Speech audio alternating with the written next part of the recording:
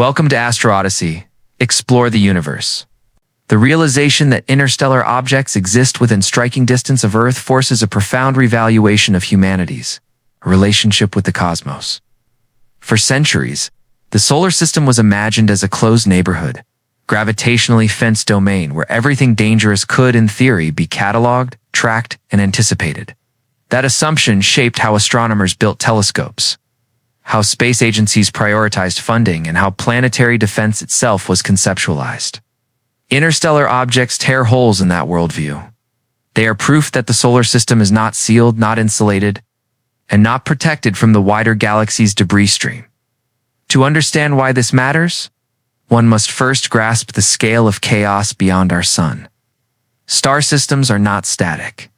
They are born in turbulent nurseries of gas and dust, surrounded by siblings whose gravitational interactions are violent and unpredictable. As planets form, migrate, and sometimes collide, vast quantities of material are flung outward. Giant planets act as gravitational slingshots, ejecting asteroids, comets, and even entire planets into interstellar space. Over billions of years, this process has filled the galaxy with an invisible swarm of rogue objects, drifting between stars at velocities that make our fastest spacecraft seem sluggish by comparison. These wanderers are not rare anomalies. They are the natural byproducts of planetary evolution on a galactic scale. Every star system that forms planets also produces ejecta. Multiply that process by hundreds of billions of stars in the Milky Way, and the result is a staggering population of free-floating objects, ranging from dust grains to bodies hundreds of kilometers wide. Most will never encounter another star, but some will. And when they do, the encounter is sudden, brief, and often violent. What makes interstellar objects especially dangerous is that they are not gravitationally bound to the sun. Native asteroids follow elliptical orbits, looping predictably around our star. Their paths repeat. Their motions can be projected far into the future. Interstellar objects, by contrast, arrive on hyperbolic trajectories. They appear once, cut through the solar system like a knife through fabric, and disappear forever. There is no second pass, no long-term monitoring, no margin for error. Their velocities compound this danger. Typical near-Earth asteroids move at tens of kilometers per second. Interstellar objects can exceed that by large margins, carrying enormous kinetic energy even if they are relatively small. Impact energy scales with velocity squared, meaning that doubling speed quadruples destructive potential. This turns modest-sized objects into civilization-ending weapons, delivered by the universe itself. Yet speed alone is not the most insidious factor. Direction matters just as much. Many interstellar objects approach from high inclinations, plunging into the solar system from above or below the plane where most planets and asteroids reside. Ground-based surveys, optimized to scan along the ecliptic plane, simply are not looking where these objects come from. Others arrive from the direction of the sun, concealed by glare until they are already inside Earth's orbital radius. At that point, detection becomes an exercise in hindsight rather than prevention. This creates a deeply uncomfortable asymmetry. The faster and more dangerous an interstellar object is, the less likely we are to see it early. Our observational blind spots align almost perfectly with the most threatening trajectories. It is a cosmic irony with potentially fatal consequences. The darkness of these objects further compounds the problem. Many are thought to be coated in organic-rich material or cosmic ray-altered surfaces that absorb rather than reflect sunlight. In astronomical terms, they have extremely low albedo. They do not shine. They do not announce themselves. They drift through the void, like blackened embers, detectable only when chance, geometry, and technology briefly align.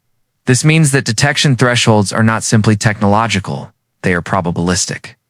We are gambling that the next interstellar visitor will be visible enough, slow enough, and well-placed enough to be seen. History offers little comfort. Earth has been struck before by objects whose existence was unknown until impact. The geological record contains unmistakable evidence of sudden, catastrophic collisions that reshaped climate and biology in mere years. Humanity's difference is awareness, not immunity. We have telescopes, satellites, and computational power, but awareness without coverage is a fragile shield. Knowing danger exists does not stop it. The psychological weight of this threat is easy to underestimate. Unlike climate change or pandemics, interstellar impacts are not gradual. They do not escalate slowly. They arrive complete, overwhelming, and irreversible. There is no evacuation from a planet. No second Earth waiting. The margin between safety and annihilation is measured in detection time and response capability. At present, that margin is terrifyingly thin. Even a near miss would have consequences. An object passing close to Earth could destabilize satellites, alter orbital debris fields, or trigger cascading failures in the space infrastructure modern civilization depends on. GPS, communications, weather forecasting, and financial systems are all tied to orbital assets that assume a relatively benign space environment. Interstellar objects shatter that assumption. They represent a class of risk that current infrastructure was never designed to withstand. And yet, for all this danger, humanity remains largely unaware. The concept of interstellar threats occupies a narrow corner of scientific discourse, rarely penetrating public consciousness or political urgency. Budgets are allocated to immediate concerns. Defense is framed in terrestrial terms. Space is still seen as distant, abstract, and forgiving. This complacency is not malicious, it is evolutionary. Humans evolved to respond to visible threats, not invisible trajectories spanning light years. But the universe does not care about evolutionary blind spots. Every year that passes without comprehensive detection increases the odds that the next interstellar visitor will not be a harmless curiosity, but a test of civilization's readiness. The galaxy will continue to send debris our way, indifferent to our preparedness. Whether Earth survives those encounters intact depends not on luck, but on whether we choose to look outward with sufficient vigilance.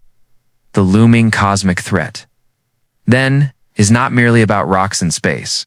It is about whether humanity recognizes that it lives in a dynamic, hazardous galaxy and whether it is willing to act before chance makes that lesson irreversible. The difficulty in grasping the interstellar threat is not merely technological, but conceptual.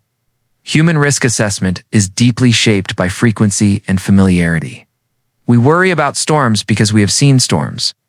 We prepare for earthquakes because they have shattered cities within living memory. Interstellar impacts, by contrast, operate on timescales and distances that feel almost fictional. They are rare on human calendars, but frequent on cosmic ones. This mismatch breeds complacency. A danger that manifests once every 100,000 or million years feels irrelevant, till it is suddenly absolute. From a probabilistic standpoint, rarity does not equal safety. The Earth occupies a tiny cross-section of space, but it moves continuously, sweeping out a long orbital path year after year. Over geological time, that path intersects with countless trajectories. The longer civilization survives, the closer probability creeps toward certainty. Interstellar objects add an entirely new layer to this equation, because their origins are not tied to the solar system's internal dynamics. They arrive from every direction, at all inclinations, with velocities that defy intuitive expectation. Each one represents a roll of the cosmic dice, and humanity has only recently realized how many dice are in play. Modern simulations suggest that the population of interstellar objects passing through the inner solar system may be far larger than early estimates implied. The handful detected so far are almost certainly the visible tip of an enormous, unseen distribution. Detection bias ensures that we only see the brightest, largest, or most favorably positioned objects. For every one detected, many more pass through unnoticed. This means that historical absence of impact is not evidence of safety. It is evidence of ignorance. We have been lucky, not protected. Luck, however, is not a strategy. Another deeply unsettling aspect of interstellar threats lies in their compositional uncertainty. Objects formed in other star systems may differ fundamentally from those we know. Their internal structures, densities, and material strengths could be unfamiliar, complicating any attempt at deflection or disruption. A strategy that works against a rubble pile asteroid from our own system might fail catastrophically against a dense, metallic interstellar body. Without early detection and extended observation, we would be attempting planetary defense blindfolded, forced to guess at the nature of the threat while the clock ticks down. Time is the single most precious resource in planetary defense, and interstellar objects steal it mercilessly. Detection at long range allows for gradual, controlled intervention. Detection late compresses decision-making into a window measured in days, hours, or even minutes. At that point, human systems, political, logistical, and psychological, begin to fail. Consensus fractures. Mistakes compound. The difference between a near miss and a global catastrophe can hinge on weeks that we do not currently have. The uncomfortable truth is that modern civilization has optimized itself for efficiency, not resilience. Supply chains span continents. Food systems rely on precise timing. Energy grids assume stability. An interstellar impact, or even the credible threat of one, would stress these systems beyond design limits. Panic alone could cause cascading failures long before any physical damage occurs. Markets would collapse. Trust in institutions would erode. The psychological shock of realizing that extinction could arrive from beyond the stars would ripple through society in unpredictable ways. This is not alarmism. It is systems thinking. Civilization is a complex, tightly coupled machine, and sudden extreme stressors expose hidden fragilities. Interstellar threats represent the most extreme stressor imaginable. High impact, low warning, and global in scope. There is also a philosophical dimension to this threat that is rarely acknowledged. For centuries, humanity's expansion into space has been framed as exploration, discovery, and aspiration. Interstellar objects force us to confront space as a source of danger as well as wonder. They remind us that Earth is not merely a cradle of life, but a target moving through a firing range of cosmic debris. This reframing is uncomfortable, because it undermines the romantic narrative of space as a passive frontier waiting to be explored. Instead, it becomes an active environment that must be monitored, understood, and, when necessary, defended against. The irony is that the very success of astronomy has lulled us into a false sense of mastery. We can measure the age of the universe, detect planets around distant stars, and image black holes, yet we remain dangerously myopic in our immediate surroundings. Our gaze is often too far-reaching, skipping over the near-term threats hiding in plain sight. Interstellar objects exploit that blind spot perfectly. They are both distant in origin and immediate in consequence. As detection technology improves, the number of known interstellar objects will increase. Not because they are becoming more common, but because we are finally learning how to see them. Each new detection will bring both knowledge and unease. Patterns will emerge. Velocities will be cataloged. Trajectories mapped. And with that data will come an unavoidable conclusion. Earth's exposure is not theoretical. It is measurable. At that moment, ignorance will no longer be an excuse. The looming cosmic threat, therefore, is not defined by a single object or event.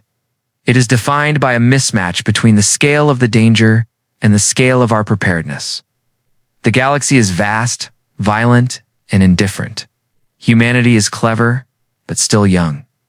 Whether that youth matures into foresight or remains trapped in reactive thinking will determine whether interstellar visitors remain scientific curiosities or become the agents of our undoing at its core. The threat posed by interstellar objects is not merely physical. It is existential in the deepest sense of the word. It forces humanity to confront the uncomfortable reality that survival has never been guaranteed, that intelligence does not confer immunity, and that technological progress does not equal control. Civilization likes to imagine itself as an endpoint, a culmination of evolution. Interstellar objects expose that belief as fragile arrogance. They remind us that intelligence emerged inside a shooting gallery, not above it. The universe does not recognize intent. It does not reward progress. It does not pause to admire complexity. Stars explode without regard for what orbits them. Galaxies collide without malice or mercy. In this context, Earth is not special, it is merely occupied. Life arose here not because the cosmos is nurturing, but because conditions align briefly enough for chemistry to become biology. Interstellar objects are reminders that those conditions can be revoked. Without warning, there is something uniquely humbling about a threat that comes from beyond the solar system. Asteroids from our own neighborhood feel almost familial, like internal dangers we failed to clean up. Interstellar objects are different. They are outsiders, shaped by alien suns, forged in environments we may never fully understand. They carry with them the history of other star systems, other planetary failures, other gravitational catastrophes. If one were to strike Earth, it would not just be a collision, it would be an encounter between cosmic histories. With humanity caught at the intersection, this realization reframes extinction itself. Extinction is often discussed as a biological endpoint, a failure of adaptation. But cosmic extinction is something else entirely. It is not a judgment on fitness or intelligence. It is a reminder that survival is conditional, temporary, and contingent on forces far beyond any species' control. The dinosaurs did not fail. They were interrupted. Humanity is not immune to the same interruption. What makes this threat psychologically difficult is its impersonality. There is no antagonist to blame, no motive to decipher, no warning shot fired in anger. Interstellar objects are the purest expression of indifferent danger. They do not hate us. They do not even know we exist, and yet they possess the power to erase everything we have built, everything we remember, everything we hope to become. This strips away comforting narratives of heroism and struggle. There is no villain to defeat, only physics to confront. In this sense, planetary defense is not just engineering. It is philosophy made operational. It is the act of acknowledging vulnerability at a civilizational scale and choosing responsibility over denial. To build systems that watch the sky continuously is to admit that the universe is not safe. It is to abandon the ancient comfort of a protective cosmos and replace it with vigilance. That transition is psychologically costly. It forces humanity to grow up. Throughout history, existential threats have reshaped identity. The awareness of mortality reshapes individuals. The awareness of cosmic vulnerability reshapes civilizations. Once a society understands that extinction can arrive from beyond its horizon, priorities change. Short-term conflicts begin to look trivial. Borders feel smaller. Time horizons stretch. Interstellar objects, paradoxically, have the potential to unify humanity not through hope, but through shared fragility. There is also a darker implication. If intelligence elsewhere in the universe exists, if it follows similar technological trajectories, then interstellar objects may have already played a role in cosmic silence. Civilizations may rise, build, and think themselves secure, only to be erased by events that leave no trace detectable across interstellar distances. The absence of evidence may not be evidence of absence. It may be evidence of interruption. In that context, planetary defense becomes more than self-preservation. It becomes participation in a larger cosmic pattern, one where survival requires awareness. Earth has been lucky so far. That luck has allowed intelligence to emerge, culture to flourish, and technology to accelerate. But luck is a diminishing resource. The longer civilization exists, the more rolls of the cosmic dice it must survive. Interstellar objects increase the number of dice dramatically. They are not anomalies. They are features of a dynamic galaxy. To ignore them is not humility, is negligence. There is a quiet tragedy embedded in this realization. Humanity has spent centuries looking outward for meaning, searching the stars for signs that we are not alone. And yet the stars have already been sending us messages, not in language or light, but in motion. Interstellar objects are messengers of instability, carriers of the truth that star systems are violent, that planets are fragile, and that permanence is an illusion. We simply lacked the tools or the will to listen. Ultimately, the looming cosmic threat forces a choice. we can continue to live as if Earth is protected by distance and improbability, trusting that catastrophe will always happen to someone else, sometime else. Or we can accept that awareness creates obligation, that to know a threat exists is to inherit responsibility for addressing it. That survival, at a cosmic scale, is not passive. Interstellar objects do not ask permission to enter our solar system. They do not announce intent. They do not negotiate. They arrive. And in that arrival is a question humanity cannot avoid forever. Are we merely inhabitants of Earth, or are we stewards of its continued existence? The answer to that question will not be spoken. It will be built. The moment humanity accepts that extinction can arrive unannounced from interstellar space, a second realization follows almost immediately, and it is far less abstract. Awareness alone does not equal readiness.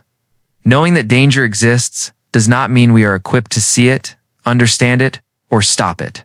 In fact, when examined honestly, Earth's current defensive posture against cosmic threats is disturbingly close to blindness. For all our telescopes and triumphs, humanity still experiences the universe through narrow windows. Our awareness of space is selective, constrained not by curiosity but by physics, geography, and historical accident. We look where it is easiest to look. We watch what we have always watched. And we assume dangerously that what lies outside those fields of view is either empty or irrelevant. Interstellar objects exploit this assumption with ruthless efficiency. Ground-based observatories form the backbone of modern asteroid detection. They are technological marvels, capable of spotting faint objects millions of kilometers away and tracking subtle motions across the sky. Yet they are tethered to Earth, and Earth is a deeply flawed platform for cosmic vigilance. The atmosphere that protects life also distorts vision. Clouds obscure. Turbulence blurs. Daylight blinds half the sky at all times. From any single point on the planet, vast regions of space are simply inaccessible, rotating in and out of view on schedules dictated by Earth's spin rather than celestial urgency. This limitation is not trivial, it is structural. No matter how advanced a ground-based telescope becomes, it will always be subject to the same fundamental constraints. It cannot see through weather. It cannot look through the Earth. And most critically, it cannot observe regions of space near the sun's glare, where some of the most dangerous objects may approach undetected. In these regions, detection is not difficult, it is nearly impossible. The result is a patchwork awareness of the sky.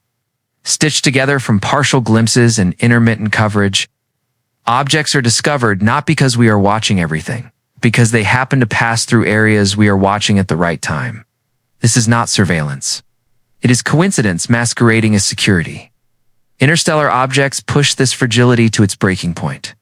Their approach vectors are not aligned with the solar system's familiar plane. They do not respect observational conventions. They arrive from steep angles, from above and below, from directions that ground-based surveys were never optimized to scan. Many approach on trajectories that intersect Earth's orbit shortly after detection or worse. Before detection is even possible, when detection does occur, it is often late. The warning times involved are sobering. Days, weeks, if conditions are favorable. This is not enough. Planetary defense is not a reflex, it is a process. It requires observation, confirmation, modeling, coordination, decision-making, and action. Each step consumes time. Remove that time. The entire system collapses into improvisation. Improvisation is not how civilizations survive extinction-level threats. There is also a deeper, more insidious blind spot: expectation bias. Detection systems are designed around what we believe threats look like. We search for familiar signatures, slow-moving asteroids, reflective surfaces, predictable orbits. Interstellar objects violate these expectations. They move too fast. They look too dim. They behave too strangely. As a result, they can be misclassified, ignored, or noticed only after they are gone. In some cases, they may already be in our data archives, mislabeled and forgotten. Silent evidence of how much has passed us by unseen. Even when an object is detected, our ability to characterize it is limited. Distance, speed, and fleeting visibility constrain what can be learned before it disappears. We are forced to make assumptions about size, mass, and composition based on incomplete information. These assumptions then propagate into risk models, impact projections, and response plans. Uncertainty compounds. Confidence erodes. This is the uncomfortable truth at the heart of our cosmic blind spots. Humanity's planetary defense infrastructure was never designed for the threats it now faces. It evolved incrementally, optimized for a narrower, gentler universe than the one we inhabit. Interstellar objects are not edge cases, they are stress tests. And under stress, our systems reveal how fragile they truly are. The irony is sharp. We live in an age of unprecedented data, yet we are functionally blind in the directions that matter most. We can map distant galaxies while missing objects crossing our own doorstep. We can predict eclipses centuries in advance while failing to predict impactors weeks away. This is not a failure of intelligence. It is a failure of perspective. It is the inventory of what we cannot see, what we do not track, and what we have assumed away. Because before humanity can build a true planetary defense, it must first confront an unsettling fact. The greatest danger is not what is out there, it is what passes through our blind spots without ever being noticed. Early warning is the foundation of any meaningful planetary defense. Without time, even the most advanced technology becomes irrelevant. Yet time is precisely what our current detection architecture fails to provide. The problem is not a lack of telescopes or data, but a mismatch between how threats behave and how detection systems operate. Interstellar objects collapse, warning timelines not by accident, by their very nature. Ground-based surveys function by repeated observation. An object is detected, then detected again and again, until its motion can be distinguished from background stars and its orbit calculated. This process assumes that objects move slowly enough to remain within observational fields over extended periods. Interstellar objects do not grant this luxury. Their rapid motion means that by the time enough data points are collected for confident trajectory determination, the object may already be too close for intervention. Detection becomes documentation rather than defense, even under ideal conditions. Current systems struggle to provide more than weeks of notice for fast-moving objects. Weeks sound generous until broken down. Confirmation alone can consume days. Orbit refinement requires repeated measurements across multiple nights. International coordination introduces additional delays as data must be shared, verified, and interpreted by institutions operating under different priorities and bureaucratic constraints. By the time consensus forms around a credible threat, the window for action may have already closed. This is not a failure of effort. It is a failure of architecture. Earth-based observatories are fundamentally reactive. They scan, record, and analyze after the fact. They cannot maintain continuous omnidirectional surveillance. Half the sky is always hidden by daylight. Another portion is lost to weather. Seasonal variations limit coverage further. The result is an observation schedule shaped by Earth's rhythms, not by the behavior of threats. Interstellar objects exploit this asymmetry perfectly, appearing when and where we are least able to see. The sun itself becomes an accomplice to our blindness. Objects approaching from solar-facing directions are effectively invisible until they swing into view. Often after crossing Earth's orbital path, this creates a catastrophic geometry problem. The most dangerous approach vectors are also the least observable. No amount of incremental improvement in ground-based optics can overcome this fundamental limitation. The glare of the sun is absolute. Compounding these issues is data overload. Modern surveys generate enormous volumes of information, far more than human analysts can examine in real time. Automated systems filter candidates, but these systems are trained on known behaviors. Interstellar objects, by definition, deviate from those norms. They risk being filtered out as noise, artifacts, or low-priority anomalies. In a universe where danger is unfamiliar, familiarity becomes a liability. There is also a strategic illusion at play. Humanity often measures preparedness by counting assets, telescopes, observatories, detection programs. But preparedness is not additive, it's systemic. 1,000 telescopes with overlapping blind spots are still blind. Without coordinated placement, continuous coverage, and unified analysis. Numbers provide comfort without capability. Perhaps the most dangerous blind spot is temporal. Our planning horizons are short.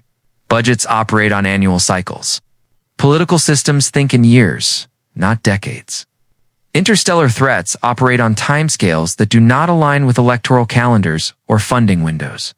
This mismatch ensures chronic underinvestment in preventative systems.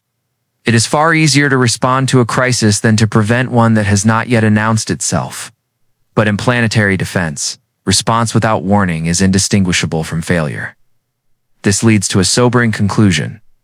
Under current conditions, an interstellar object on a collision course with Earth is likely to be detected too late for meaningful deflection. Humanity would know it is in danger but not soon enough to stop it. Awareness would arrive stripped of agency, offering knowledge without power. That is the essence of a blind spot. Not ignorance, but delayed understanding, and yet. The greatest danger of blind spots is not that they exist, but that they feel normal.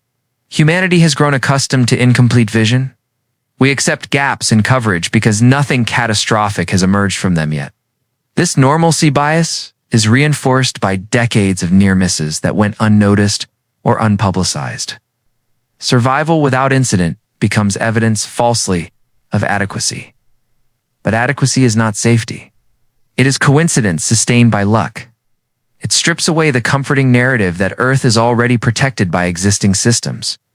It reveals that current detection efforts, while impressive, are insufficient for the class of threats now known to exist. Interstellar objects are not future problems. They are present realities intersecting with outdated assumptions. To continue relying on ground-based detection, alone is to accept a permanent vulnerability. It is to knowingly leave sections of the sky unguarded, to accept warning times measured in days, and to hope that physics remains merciful. Hope, however, is not a defense strategy. The blind spots are real. They are measurable. And they are widening as our awareness of the galaxy grows. The temptation, when faced with systemic blind spots, is to believe they can be patched. Add another telescope. Upgrade the sensors. Improve the algorithms. Increase funding incrementally, and trust that progress will accumulate into safety. This instinct is comforting and deeply misleading. Some limitations are not engineering problems. They are boundary conditions. Earth-based detection exists inside a box defined by physics, geometry, and planetary motion. No amount of refinement can change the shape of that box. Atmospheric interference will always exist. The sky above any observatory will always be subject to clouds, turbulence, and scattering. Even perfect adaptive optics cannot fully negate these effects. Earth's rotation will always impose cycles of visibility and blindness. The sun will always dominate half the sky. These are not technical hurdles waiting to be cleared.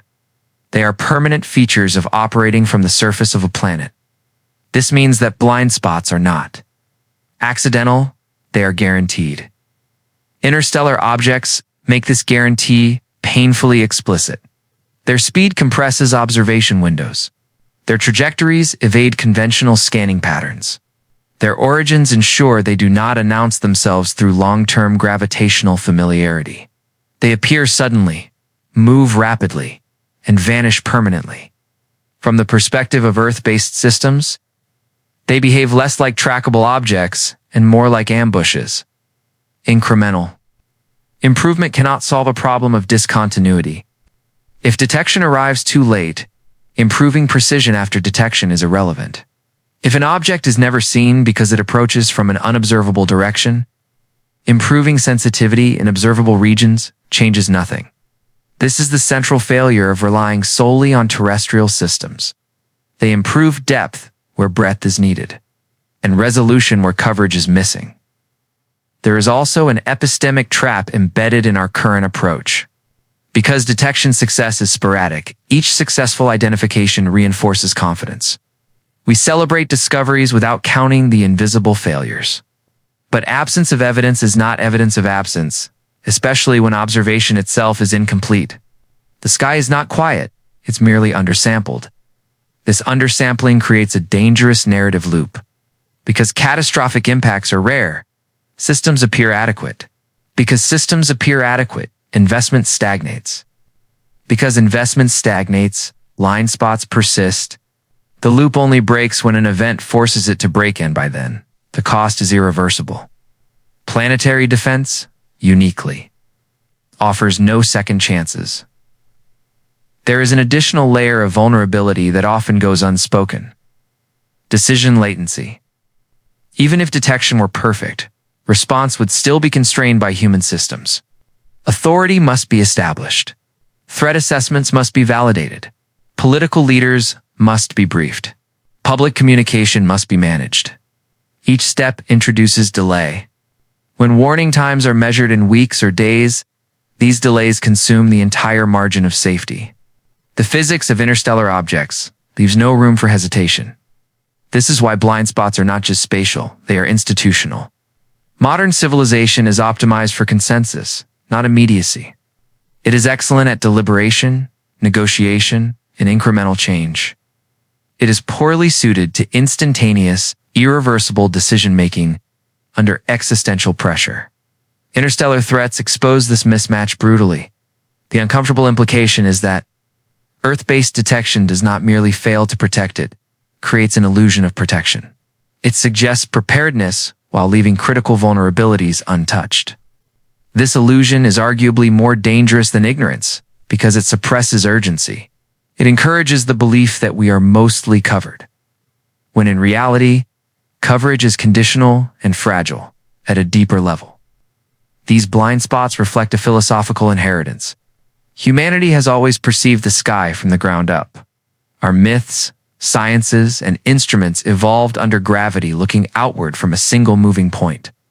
Even our space age extends this paradigm, placing assets in orbit but still thinking in terms of Earth-centric observation. Interstellar objects demand a shift away from that perspective.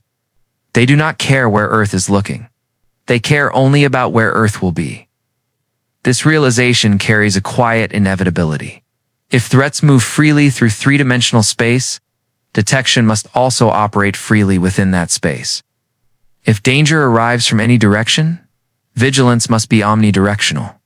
If warning time is the deciding factor, observation must be continuous.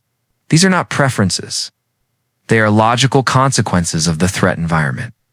By the end of this reckoning, a stark truth emerges. As long as humanity relies primarily on ground-based systems, it will remain vulnerable to interstellar threats by design. No upgrade can change that. No budget increase can fully compensate. The blind spots are baked in. Section 2 does not argue that existing systems are useless. It argues that they are incomplete in ways that matter most.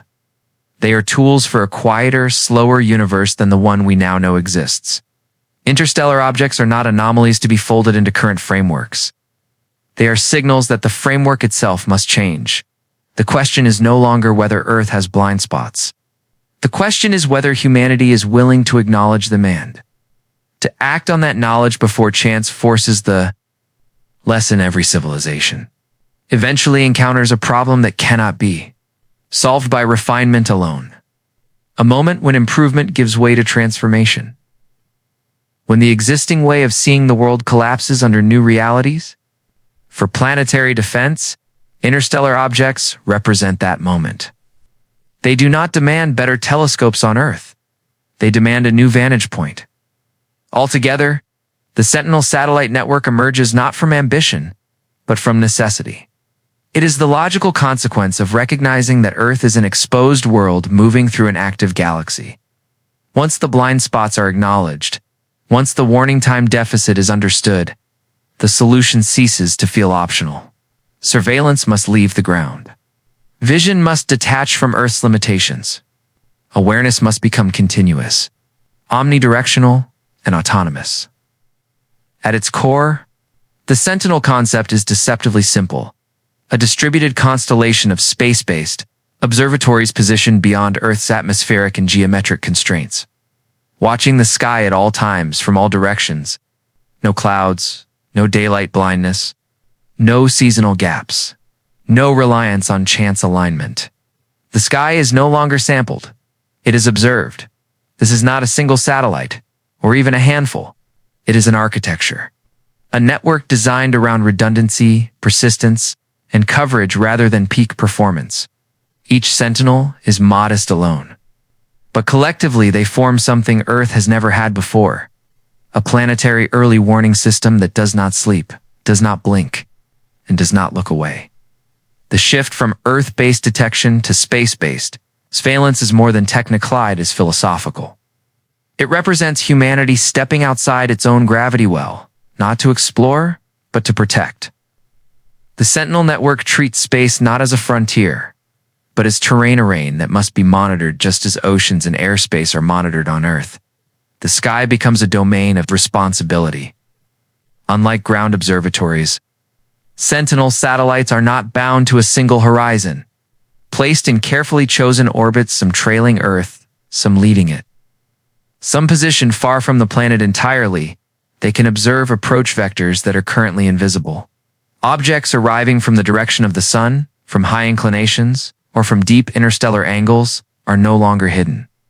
They are detected early, when intervention is still possible. This distributed design also acknowledges a fundamental truth about cosmic threats. No single point of failure can be tolerated. A monolithic system is fragile. A network is resilient. If one sentinel fails, others compensate. Coverage persists. Vigilance continues. Planetary defense becomes a property of the system, not the vulnerability of its components. Crucially, the Sentinel network is not reactive. It does not wait for anomalies to wander into view. It continuously surveys vast volumes of space, building dynamic models of motion, probability, and risk. Detection shifts from discovery to anticipation. Instead of asking what just appeared, the system asks what is coming. This changes the timeline entirely. Years of warning replace weeks. Strategic planning replaces improvisation. Deflection becomes a calculated engineering challenge rather than a desperate gamble. Time, the most precious resource, is reclaimed. The Sentinel concept also redefines what watching the sky means. It is not about passive observation. It is about integration.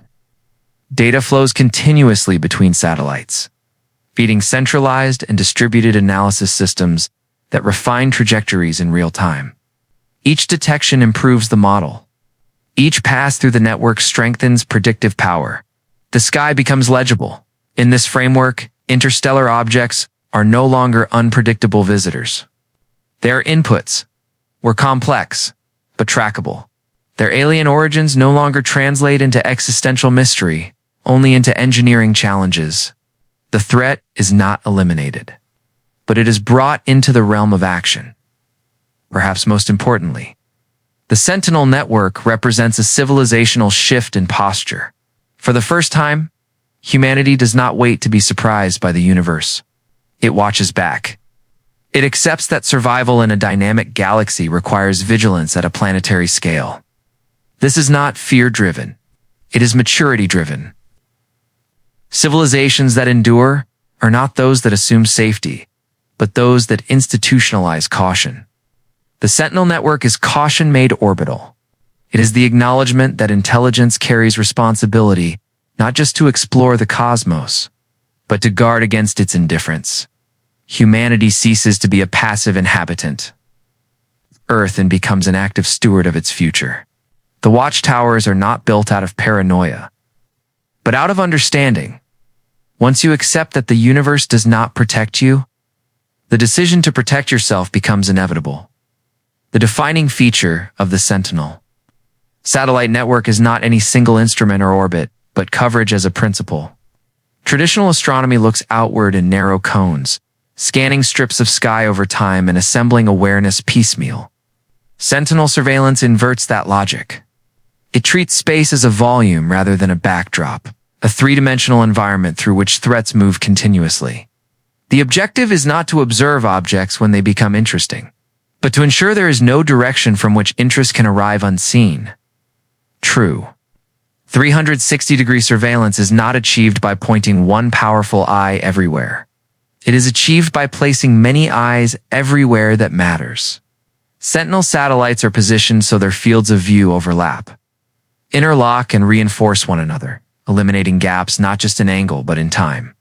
An object moving at interstellar velocity does not pass through a blind spot, because blind spots no longer exist as isolated regions. Every path intersects multiple lines of sight, multiple sensors, multiple chances for detection. This distributed geometry is critical because interstellar objects do not move politely. They do not slow down for observation. They do not follow trajectories that allow leisurely tracking. Sentinel coverage assumes hostility in motion. It assumes that objects will arrive fast, dim, and from inconvenient directions. The network is designed around worst cases, not averages. In practical terms, this means Sentinel satellites occupy a variety of orbital regimes. Some trail Earth, watching the space Earth is moving into. Others lead, scanning regions Earth will occupy months or years from now. Still others sit farther out, detached from Earth entirely, observing the inner solar system as a whole. This spatial separation creates parallax, allowing precise distance and velocity measurements impossible from a single vantage point. What appears as a faint point to one satellite becomes a trackable trajectory. When viewed from several, this multi-perspective approach transforms detection into triangulation. An interstellar object cannot hide by being dim or fast if its motion is observed from different angles simultaneously. Velocity vectors sharpen. Uncertainty collapses. What was once an ambiguous anomaly becomes a quantified risk early enough to matter. Equally important is continuity. Sentinel satellites do not operate on observation schedules constrained by night and day. They observe constantly. The sky does not rotate out of view. Threats do not slip through gaps created by Earth's spin. This uninterrupted awareness is what converts detection into warning. It stretches timelines. It restores options. The network also breaks a subtle but dangerous dependency, reliance on human attention. Sentinel systems are designed to notice what humans might overlook. Their sensors feed into autonomous analysis pipelines that flag unusual motion.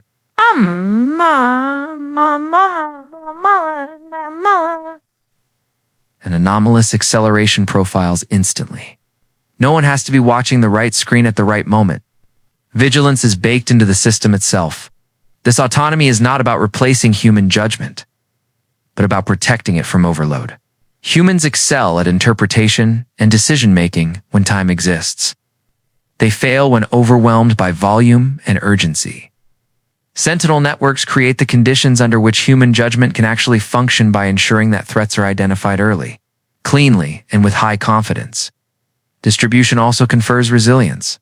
A single telescope can fail catastrophically. A network degrades gracefully. Sensors go offline, but coverage remains. Data pathways reroute. Surveillance persists. In planetary defense, fragility is unacceptable. Sentinel architecture assumes failure and survives it. There's also a strategic subtlety embedded in distribution, ambiguity reduction.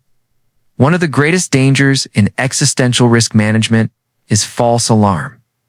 Acting too late is catastrophic, but acting too early or unnecessarily carries enormous political and economic consequences. Sentinel networks reduce this risk by providing layered confirmation. Multiple detections across independent platforms converge on the same conclusion. Confidence rises not through assertion, but through convergence. This matters because planetary defense decisions cannot be made lightly. Deflection attempts alter celestial objects. They carry geopolitical implications. They require trust. Sentinel data provides the evidentiary backbone that makes such trust possible. It replaces speculation with shared reality. Perhaps the most profound transformation brought by the Sentinel network is temporal. By extending detection horizons from weeks to years, it fundamentally changes the nature of the problem.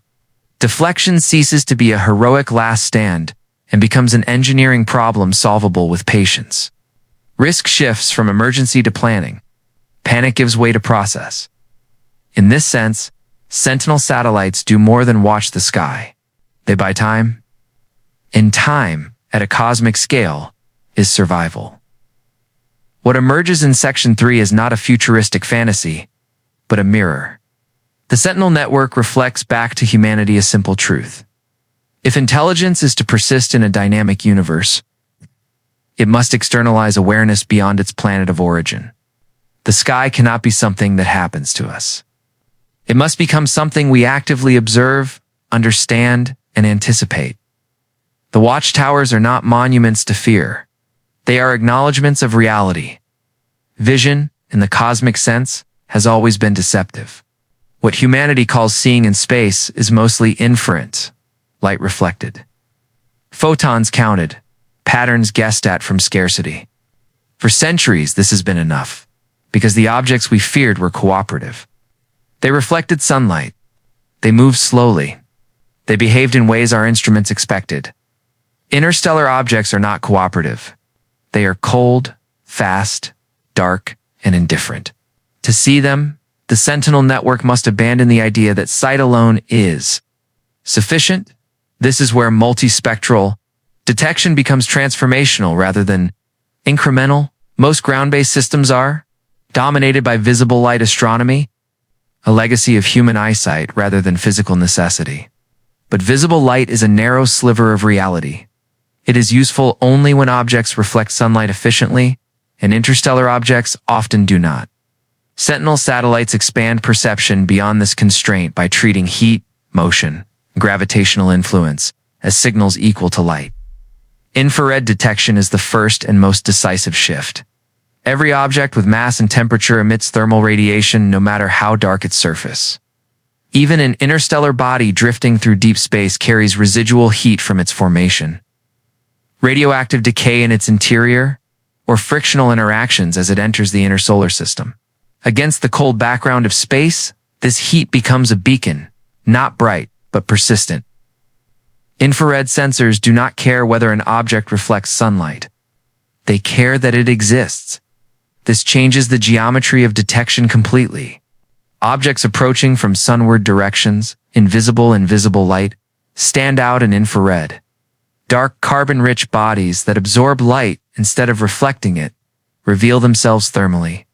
Detection no longer depends on cooperation. It depends on existence. Sentinel satellites equipped with infrared instruments act as heat-seeking sentinels. Scanning vast volumes of space for anomalies in the thermal landscape, patterns emerge where none existed before. A cold void interrupted by a moving warmth. A trajectory drawn not in light, but in temperature gradients. What once slipped through invisibly now leaves a trace. But infrared alone is not enough. The Sentinel philosophy rejects single sensor certainty. Instead, it layers perception. Visible light provides shape and reflectivity. Infrared provides presence and motion. Combined, they constrain size, composition, and velocity far more effectively than either could alone. Uncertainty collapses through synthesis. There is also the subtle advantage of persistence. Infrared signatures evolve differently than reflected light. As an interstellar object accelerates toward the sun, its thermal profile changes. Heating increases. Outgassing may occur. These changes provide early behavioral cues signals that something is entering a more dangerous regime. Sentinel systems do not just detect, they monitor evolution. They watch threats become threats. Beyond light and heat lies a more speculative frontier, detecting mass through influence rather than emission. While still emerging, the concept of monitoring minute gravitational perturbations across a distributed satellite network opens the possibility of sensing objects that remain optically and thermally elusive. Even a dark, cold body exerts gravity. Over long baselines, small deviations accumulate. Patterns appear. The sky subtly flexes. This is not science fiction. It is the logical extension of precision measurement applied at scale. Sentinel satellites, separated by vast distances, can act as a loose gravitational interferometer, sensitive to anomalies that no single platform could detect alone. Interstellar objects do not announce themselves, but they cannot move without consequence. What makes this multispectral approach so powerful is not just detection, but discrimination. Space is full of noise, cosmic rays, background stars, Instrument artifacts. Sentinel systems are designed to correlate across modalities. A false signal in one channel dies alone. A true object persists across many. Confidence is earned, not assumed. This matters because false alarms at a planetary scale are destabilizing. Sentinel architecture minimizes this risk by design. It does not shout at the first hint of danger. It accumulates evidence. It converges on truth. As these sensing layers integrate, a new capability emerges: preemptive awareness. Sentinel systems begin to recognize not just objects, but patterns, velocity, distributions, approach angles, frequency trends. The sky becomes statistical. Risk becomes quantifiable. Interstellar objects cease to be surprises and become part of a monitored population at this point. Planetary defense crosses a conceptual boundary. It is no longer about reacting to individual threats. It is about managing an environment. The galaxy does not stop being dangerous, but it stops being unknowable. In this expanded vision, Sentinel satellites are not telescopes. They are guardians of context. They maintain a continuous model of the space through which Earth moves, updating it moment by moment, refining predictions, shrinking uncertainty. They turn randomness into risk management. This is why the Sentinel network represents more than technological escalation. It is an epistemological shift. Humanity stops asking, "What did we miss?" and starts asking, "What is coming?" And for the first time, the answer arrives with time to act. At a certain scale, defense stops being about reaction and becomes about posture. This is where the Sentinel satellite network takes on its most profound form, not as a scattered constellation of sensors, but as an orbital geometry deliberately shaped around Earth's future. The idea of an orbital shield is not about interception or force.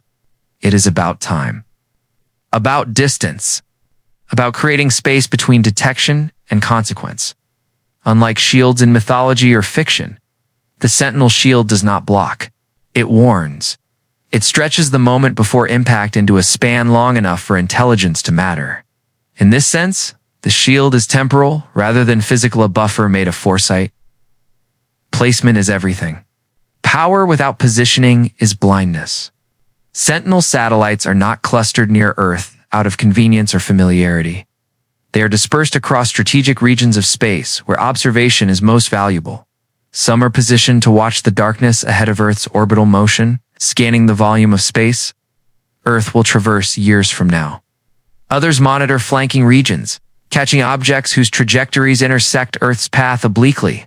Still others are stationed farther out, detached from Earth entirely, observing the inner solar system as a whole, immune to Earth's shadow and glare. This architecture creates layered awareness. An interstellar object does not encounter Earth first. It encounters the Sentinel perimeter. Long before a collision trajectory becomes imminent, it becomes known. Its presence registers not as a sudden alarm, but as a developing situation. Earth gains not just notice, but context. In this way, the Sentinel network functions like an early warning horizon. The boundary of concern moves outward, away from Earth's immediate vicinity and into deep space. Threats are intercepted not physically, but informationally. By the time an object approaches Earth's orbit, it is no longer a stranger.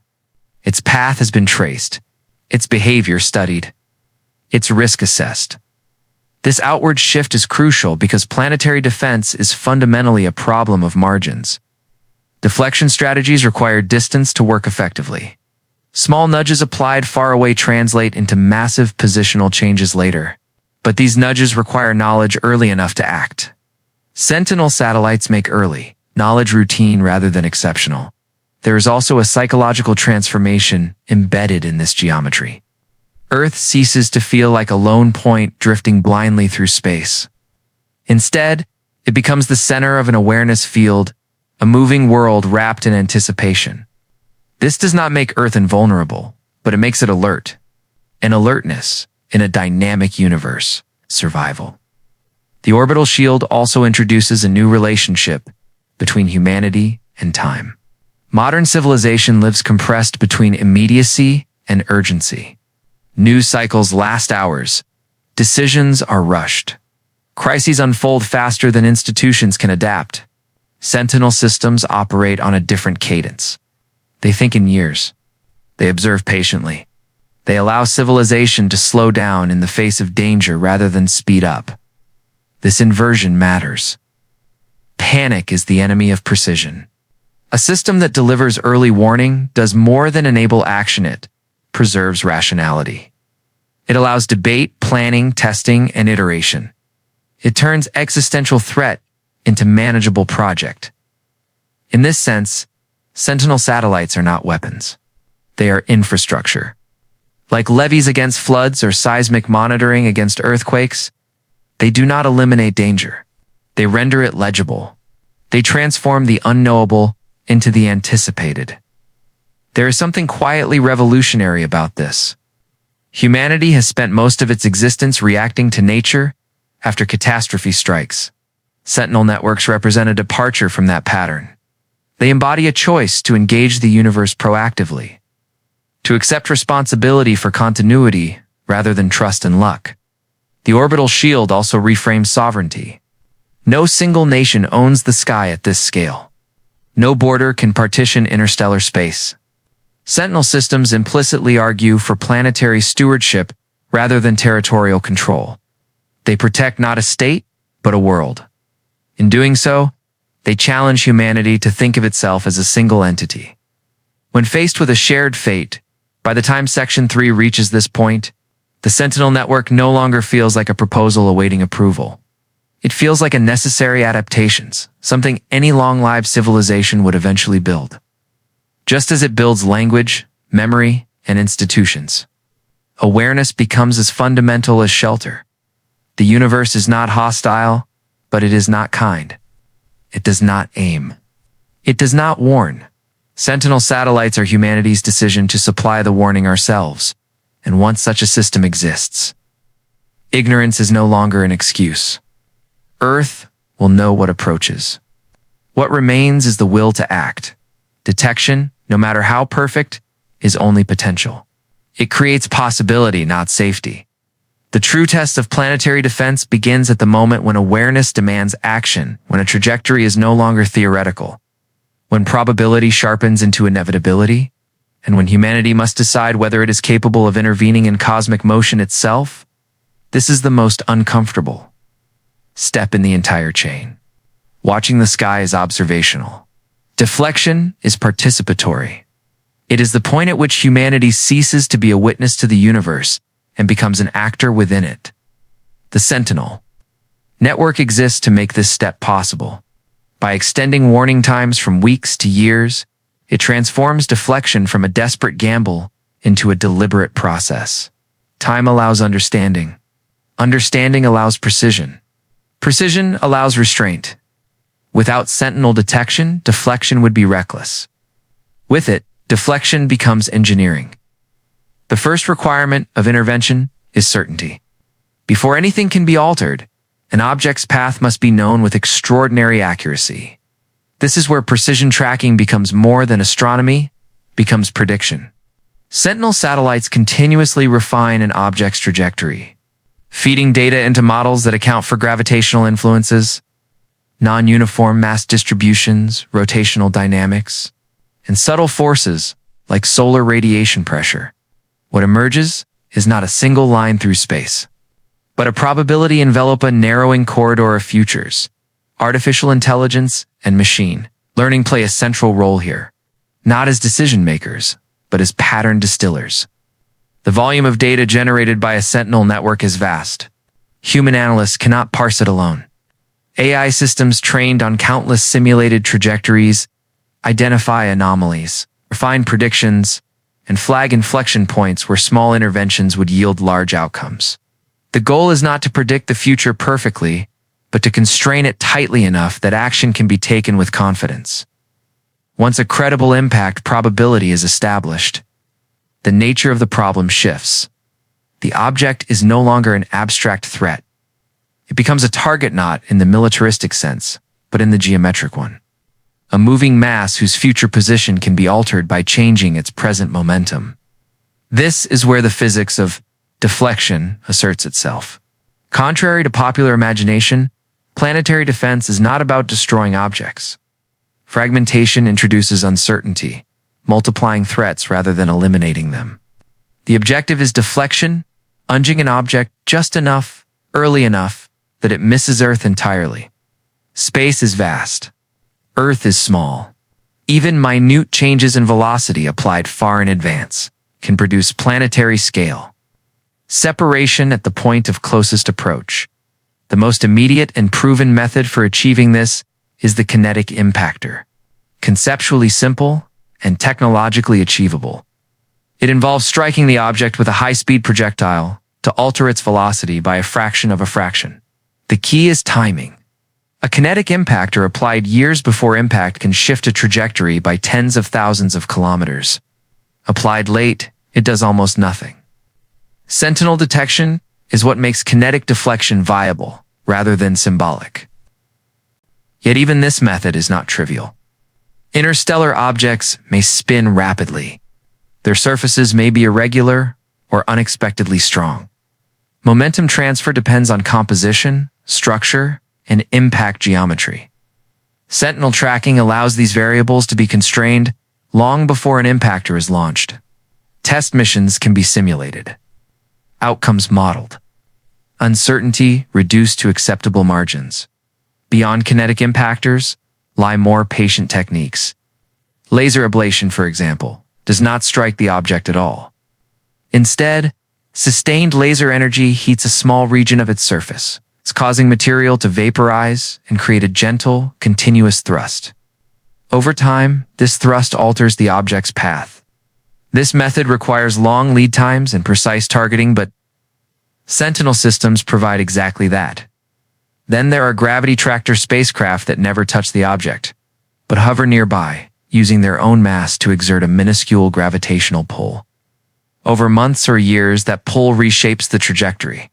This approach is elegant, slow, and exquisitely dependent on early detection. Without years of warning, it is useless.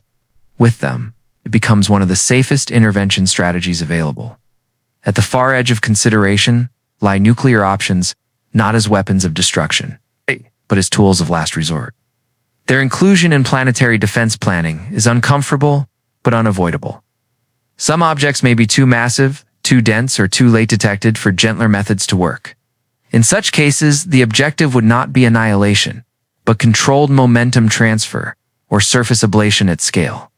Sentinel awareness ensures that such options are debated calmly, planned meticulously, and used only if no alternative remains. What unites all deflection strategies is a single dependency: time. Without time, none of them work reliably. Sentinel satellites are not part of deflection. They're what make deflection rational. This is the quiet power of section. 4. It reveals that planetary defense is not about heroics or last-minute salvation. It is about creating conditions under which intelligence can operate effectively. Detection creates awareness. Awareness creates time. Time creates options. Options create survival. The universe will not stop sending objects our way. But with sufficient foresight, it does not get to decide the outcome. Deflection is not a single action. It is a chain of decisions stretched across years, each one carrying weight far beyond engineering success or failure.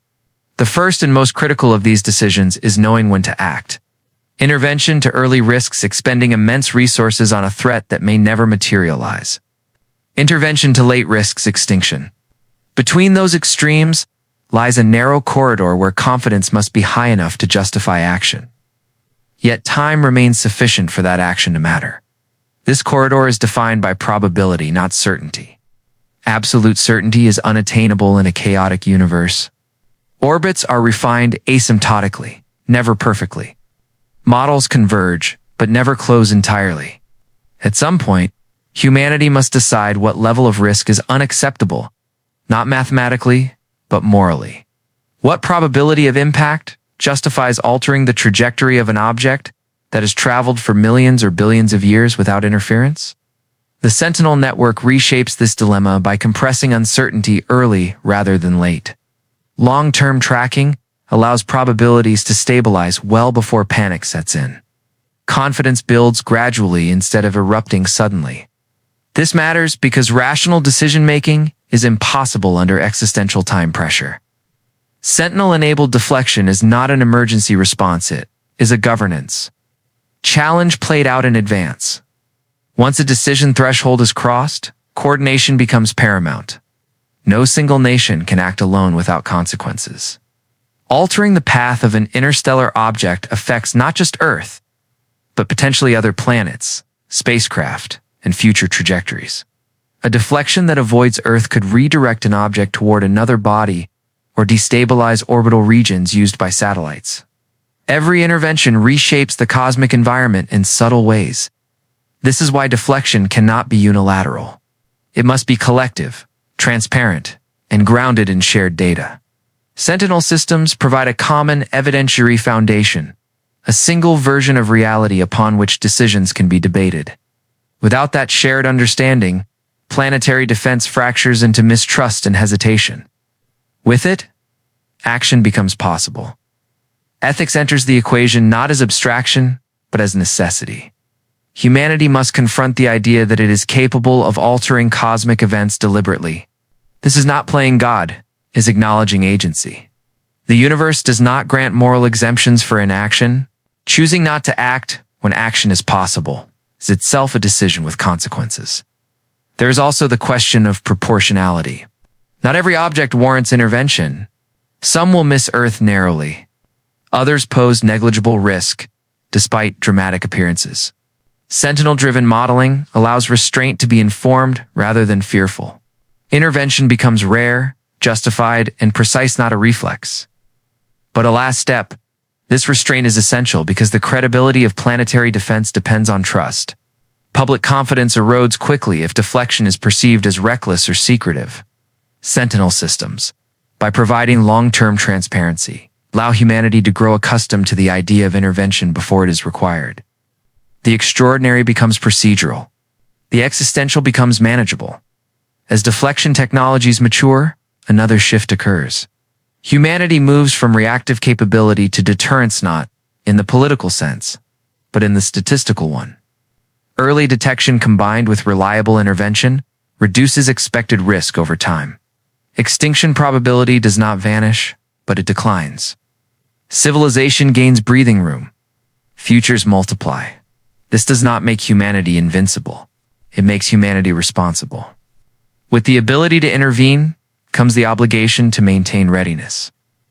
Update systems, train decision-makers, and resist complacency. Sentinel-enabled deflection is not a one-time achievement. It is a continuous commitment. Perhaps the most profound implication of Section 4 is psychological. For the first time, humanity accepts that survival is not guaranteed by passivity. The universe does not spare the unprepared. Intelligence that endures must learn not only to understand its environment, but to shape its interaction with it carefully. Deflection is not domination. It is a negotiation with physics. A small push here. A calculated nudge there. A recognition that Earth's safety depends not on force, but on foresight applied gently and early. In the end, the goal is not to defeat interstellar objects, but to coexist with a dangerous cosmos without being destroyed by it. Sentinel detection gives humanity eyes. Deflection gives it hands. Together, they mark a transition unprecedented in history. A species taking responsibility for its continued existence beyond its planet's surface. Question is no longer whether such action is possible. The question is whether humanity will choose to be ready. Before the universe forces the choice upon it, every civilization leaves behind monuments to what it valued most. Some are built of stone, some of law, some of knowledge. The Sentinel satellite network, if realized, would be something rarer still, a monument to foresight. Not a reaction to disaster, but a refusal to wait for one. It would signal that humanity has learned to think beyond immediacy, beyond borders, and beyond the assumption that tomorrow is guaranteed. Safeguarding Earth from interstellar threats is not a problem that can be solved by brilliance alone. It demands endurance. The galaxy operates on timescales that dwarf political cycles, economic forecasts, and even generational memory. Interstellar objects do not care who governs, which currency dominates, or what conflicts divide the planet. They arrive on trajectories set long before modern civilization existed. Any meaningful response must therefore transcend the short-term logic that governs most human decision-making. This is where the true challenge begins. A Sentinel network cannot belong to a single nation without inheriting its limitations. National priorities shift. Governments fall. Budgets evaporate. Planetary defense, by contrast, must persist quietly and continuously, decade after decade, even when nothing happens. Especially when nothing happens. Its success is measured in absence and catastrophes that never occur. In headlines never written. In futures that quietly remain intact. This creates a paradox that few political systems are comfortable with. Preventative success is invisible. There are no victory parades for disasters avoided. No monuments to the asteroid that never struck. And yet the value of such prevention is incalculable. A single successful deflection would justify centuries of investment.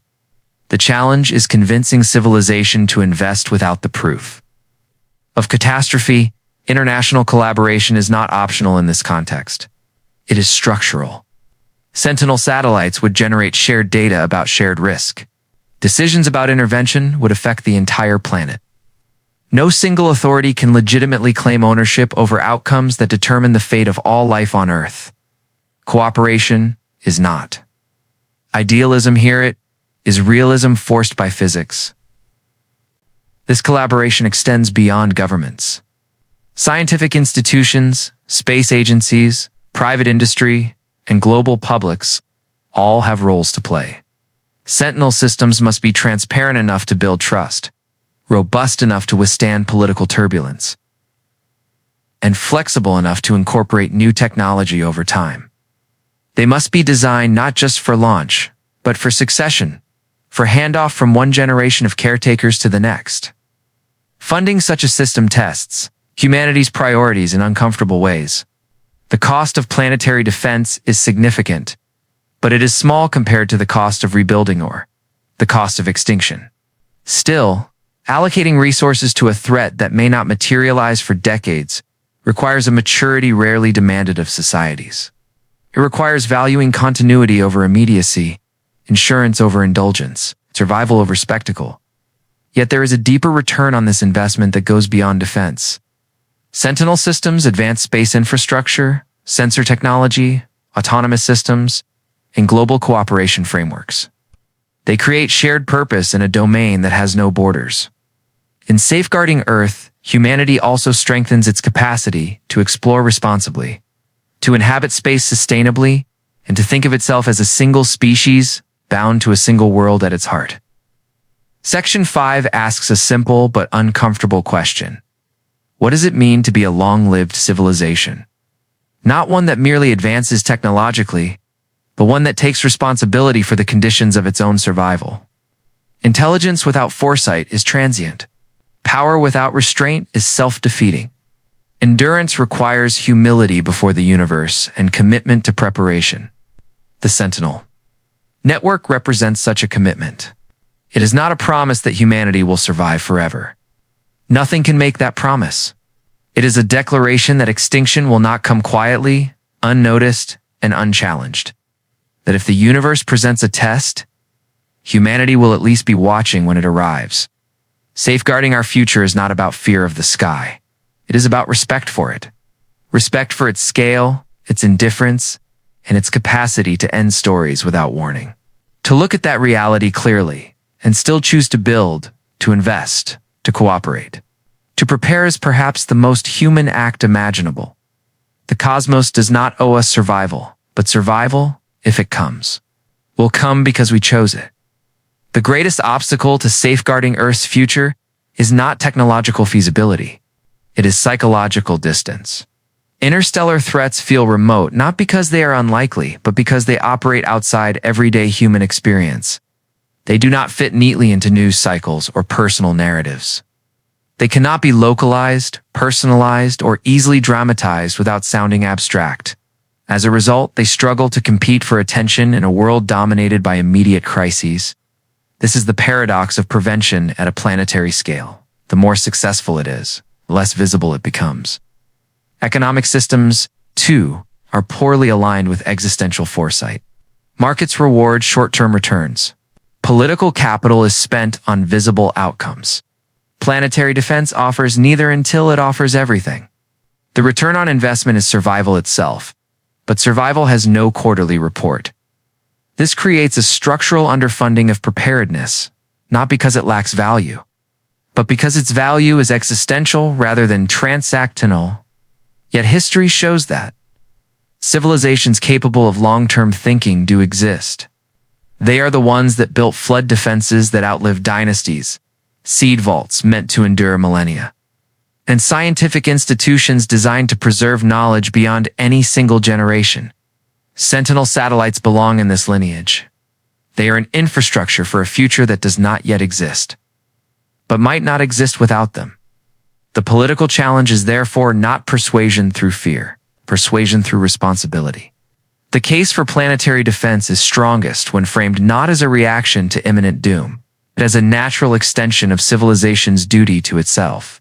Just as societies invest in public health before pandemics and safety standards before disasters, so too must they invest in cosmic vigilance before catastrophe.